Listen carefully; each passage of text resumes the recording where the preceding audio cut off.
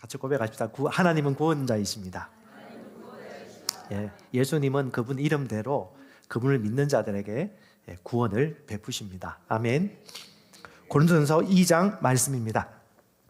형제들아, 내가 너희에게 나아가 하나님의 증거를 전할 때에 말과 지혜의 아름다운 것으로 하지 아니하였나니 내가 너희 중에서 예수 그리스도와 그가 십자가에 못 박히신 것 외에는 아무것도 알지 아니하기로 작정하였습니다.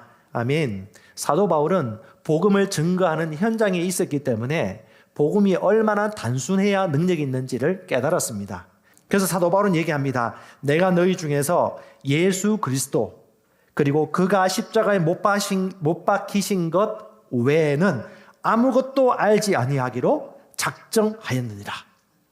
속량자 예수 그리스도가 하나님의 지혜입니다. 그래서 여러분, 복음은 미사여구가 필요 없습니다. 고린도전서 2장 4절 5절입니다. 사도 바울은 얘기합니다. 사도 바울의 심정을 잘 보시면서 성경 보십시오. 내 말과 내 복음을 증거하는 전도함이 설득력 있는 인간의 지혜의 말로 하지 않고 다만 성령의 나타나심과 능력으로 하여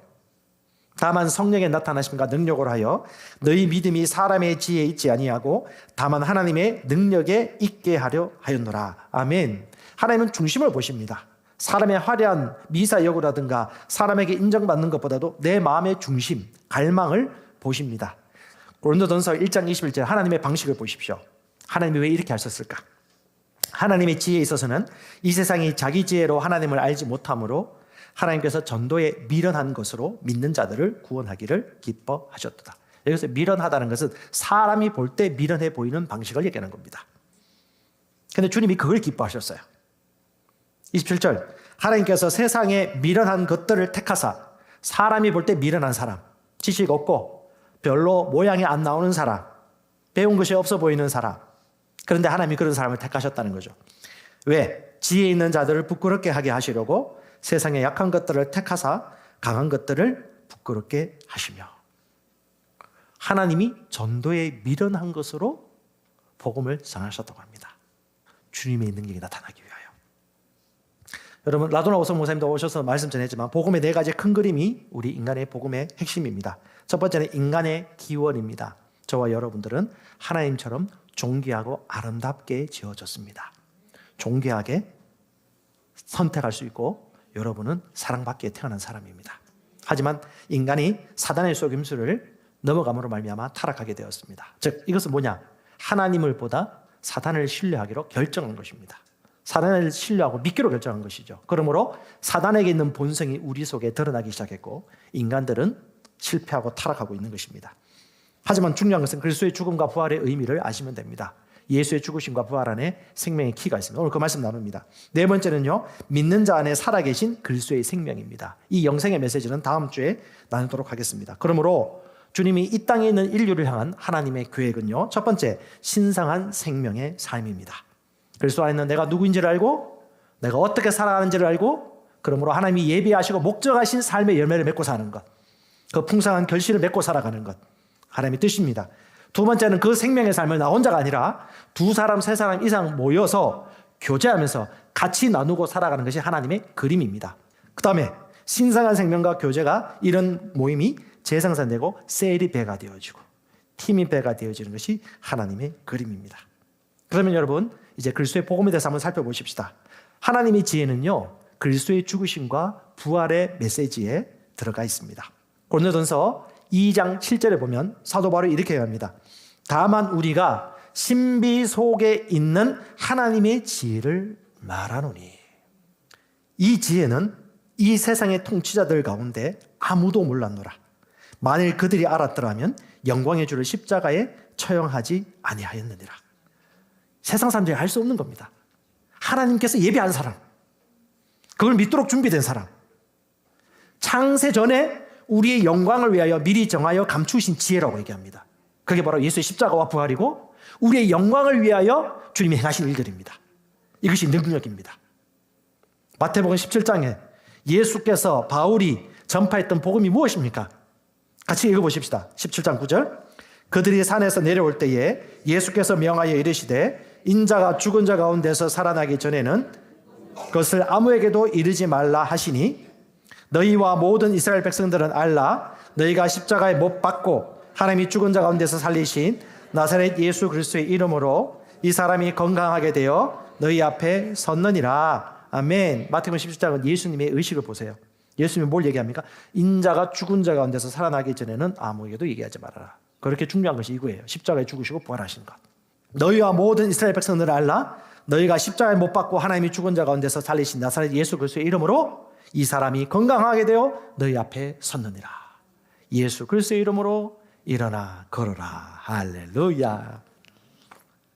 네, 예수의 이름이, 죽은 자 가운데 살아신 예수의 복음의 능력이 그를 살려주셨습니다.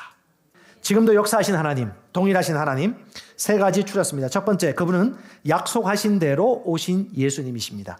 두 번째, 오시긴 오셨는데 뭘 오셨다? 말씀으로 오신 예수 그리스도이십니다. 세 번째, 그 말씀으로 오신 예수께서 이젠 가시고 성령으로 말미암아 내 안에 사시는 예수 그리스도이십니다. 사도 바울은 이 예수를 한마디로 표현합니다. 디모데후서 2장 8절에 내가 전한 복음대로. 그 복음이 뭐예요? 다윗의 씨로 죽은 자 가운데 다시 살아나신 예수 그리스도를 기억하라. 아멘. 성경에서 예수 그리스도를 찾으십시오. 예수의 죽으심과 고난과 부활을 찾으십시오. 복음입니다. 요한복음 1장 14절에 말씀이 육신이 되었습니다. 그분이 우리 안에 들어오셨어요. 우리 가운데 거하십니다. 그러므로 어디를 가든지 주님이 우리와 함께 하십니다. 아멘. 히브리서 9장 22절에 주님이 말씀하신 대로 역사하셨잖아요. 피 흘림이 없은 적 제3이 없는. 그래서 그는 피를 흘리셨습니다. 왜? 죄를 제거하기 위하여. 십자가의 저주형을 받으시고 죽으셨어요. 그리고 3일 동안 죽음 가운데 내려가셨다가 살아나십니다. 그리고 그 목적을 로마서 4장 25절에 왜 죽으셨고 왜 살아나셨느냐 정확하게 얘기하고 있죠. 예수께 십자가에 못 박히신 이유는 우리의 범죄함을 인하여 십자가에 못 박히셨고 예수님 우리를 의롭게 하시기 위하여 부활하셨느니라. 아멘. 새로운 정체성이 임했습니다. 네, 그 말씀이 내 안에 들어오셨습니다. 할렐루야. 자, 내 안에 사신 그리스도 같이 읽어볼까요? 시작. 그가 찔림은 우리의 허물 때문이요 그가 상함은 우리의 죄 때문이라. 그가 징계를 받음으로 평화를 누리고 그가 채찍에 맞음으로 우리는 나음을 받았도다. 아멘. 주님이 행하셨습니다. 2000년 전에. 뭘 하셨죠? 죄 때문에 찔렸습니다. 우리의 불법 때문에 상하셨습니다. 징계를 받으셨습니다. 그러므로 저와 여러분들은 여호와 샬롬, 평안을 누립니다. 주님이 채찍에 맞으셨습니다. 그러면 저와 여러분들은 치료를 이 시간 받습니다. 그러므로 쉽게 생각하십시오. 치유해달라고 애걸할 필요가 없습니다. 그분이 이미 하셨기 때문입니다. 우리가 원수를 거절하면 그는 도망갑니다. 이미 과거형으로 말하고 있습니다. 하나님께는 시간이 따로 없습니다. 시간은 우리가 정할 뿐이죠. 하나님께는 지금도 역사하시고 어제도 역사하셨고 미래도 역사하셨고 지금 내가 취하는 것이고 내가 원하는 시간대에 안 나타났더라도 하나님이 치유하지 않은 것이 아니라는 것을 알 수 있길 바랍니다. 하나님은 이미 2000년 전에 치유하셨고 자유케 하셨고 원수의 어둠의 권세에서 해방시켜 주셨습니다. 아멘. 이것이 내 안에 있는 것입니다. 내 안에 사신 예수 그리스도 그 복음. 갈라디아서 2장 20절은 마음을 다해서 진심을 다해서 같이 고백하도록 하십시다. 바울의 고백이지만 내 고백이고 오늘 이 자리에 직군도 다르고 만나는 사람도 다 다르지만 여러분 안에 어떤 믿음이 있는지를 제가 의식하시면서 같이 고백해 보겠습니다. 내가 그리스도와 함께 십자가에 못 박혔나니 그런즉 이제는 내가 사는 것이 아니요 오직 내 안에 그리스도께서 사시는 것이라. 이제 내가 육체 가운데 사는 것은 나를 사랑하사 나를 위하여 자기 자신을 버리신 하나님의 아들을 믿는 믿음 안에서 사는 것이라. 아멘. 자신을 죽이려고 애쓰지 마십시오. 이미 십자가에 못 박혀 죽은 존재입니다. 그러므로 이제 다시 살아난 존재를 보십시오.